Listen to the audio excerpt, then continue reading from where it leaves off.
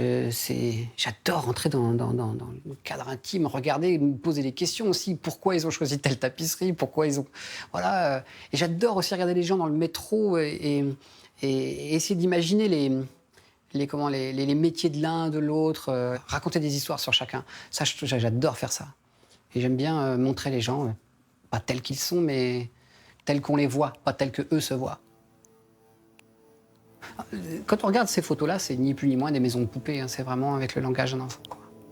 Je trouve que le monde est très triste, très sombre, et j'aime bien le remettre en couleur, avec une certaine naïveté. Et ça, je trouve ça c'est assez intéressant. Enfin, c'est vraiment quelque chose qui m'anime, dont j'ai besoin pour faire des images. Voilà, ça c'est mon storyboard en fait.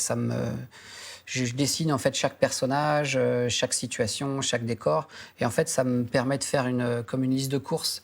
Parce qu'avant de photographier les gens, il faut que je fabrique d'abord le décor, puisqu'en fait j'adapte l'éclairage de mes personnages en fonction du décor.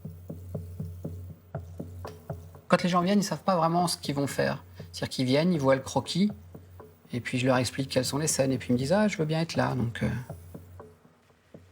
Voilà, baisse-toi, fais comme si tu sortais. Voilà, tu ouvres ta trappe tranquillou. Et en fait, tu regardes devant toi et t'as un métro qui t'arrive dessus. Parfait. Photographe, ça veut dire dessiner avec la lumière. Donc du coup, moi, je me sens pas étranger à cette définition.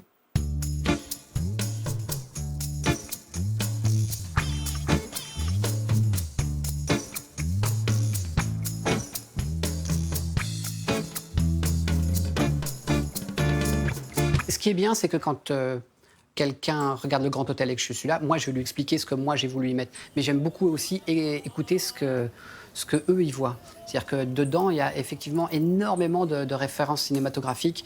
Il y a Delicatessen, il y a Pulp Fiction, il y a Fight Club, No Country for Old Men, il y a Shining, évidemment. Il y a énormément de choses comme ça. Même des toutes petites références à la famille Le Quesnoy dans La vie est un long fleuve tranquille. Tout ça, ce sont des choses des films qui m'ont marqué. Le Grand Hôtel m'a pris 1 an et demi à fabriquer. La caravane, je me suis dit, je vais faire quelque chose de plus petit, ça va être beaucoup plus rapide. Sauf qu'en fait, j'ai recherché toutes les textures, les vraies textures de la caravane que j'avais quand j'étais petit, les coussins, le faux lino moche sur les murs, toutes ces choses-là, la vaisselle. Donc ça m'a pris 8 mois. Je crois que sur la photo, en fait, il y a ma fille quand elle est dans la chaise haute et cette même fille 8 mois plus tard qui est debout. Voilà. On a l'impression que c'est 2 sœurs alors que c'est la même personne. Placer la lumière au bon endroit, recréer des ambiances chaleureuses ou pas, c'est vraiment quelque chose qui est important pour la narration, mais aussi techniquement.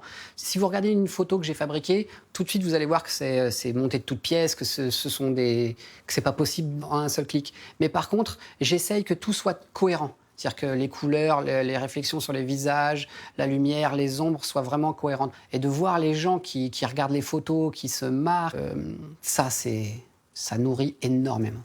Ça fait un bien monstre.